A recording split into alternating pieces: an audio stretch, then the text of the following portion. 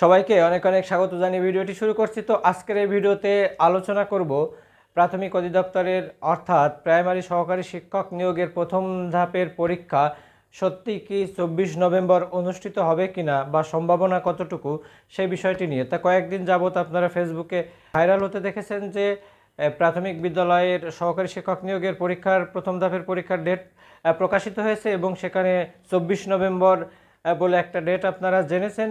তো আসলে এই নিউজের সত্যতা কতটুকু সেই বিষয়টি একটু আলোচনা করি।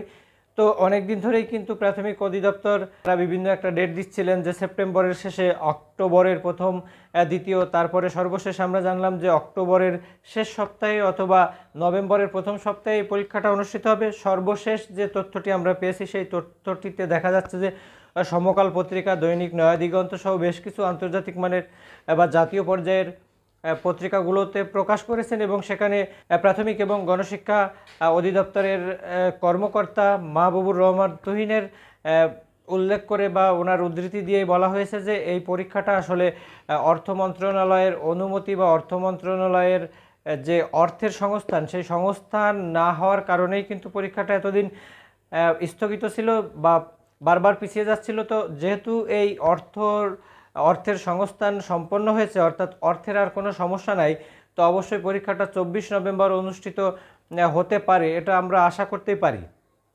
তো এখন কথা হচ্ছে কি যে এই যে প্রথম ধাপের পরীক্ষা যদি 24 নভেম্বর অনুষ্ঠিত হয় তাহলে দ্বিতীয় এবং তৃতীয় ধাপের পরীক্ষা কি আদৌ এবছর হচ্ছে কিনা বা তার 7 দিন 15 দিন পরে হচ্ছে কিনা।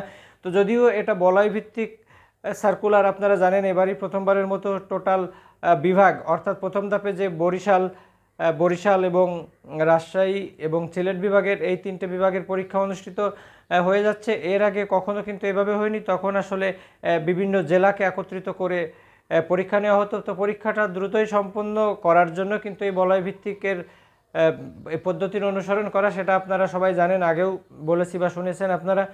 এখন এই 24 নভেম্বর যদি পরীক্ষা প্রথম ধাপের হয়ে যায় তাহলে দ্বিতীয় এবং তৃতীয় ধাপের পরীক্ষা এবছর আসলে অনুষ্ঠিত হওয়ার সম্ভাবনা খুবই কম। আসলে আপনারা জানেন যে সামনে একটা নির্বাচন আছে এবং এই নির্বাচনের পরে নির্ধারিত মানে কোন সরকার যে আসবে আসলে সেটা আমরা নিশ্চিত করে বলতে পারছি না। তো আসলে নির্বাচনের সাথে যদিও এই অধিদপ্তরের পরীক্ষার কোনো সম্পর্ক খুব বেশি নাই, তারপরে যেহেতু এই পরীক্ষাটা জেলা পর্যায়ে জেলা প্রশাসক তত্ত্বাবধান করে থাকেন, তো সেই ক্ষেত্রে হয়তো একটু লেট হতে পারে। অর্থাৎ প্রথম ধাপের পরীক্ষাটা 24 নভেম্বর যদি অনুষ্ঠিত হয়ে যায় তাহলে দ্বিতীয় এবং তৃতীয় ধাপের পরীক্ষাটা কিন্তু সামনের বছর গড়িয়ে যাবে, এটাই স্বাভাবিক। তো আজকের মতো এই পর্যন্ত। এখন থেকে রেগুলার সুমনস গ্রামার ওয়ার্ল্ড এখানে আমার ভিডিও পাবেন। আপনাদের যা প্রয়োজনীয় তথ্য জানা থাকে অবশ্যই কমেন্ট করবেন। ধন্যবাদ।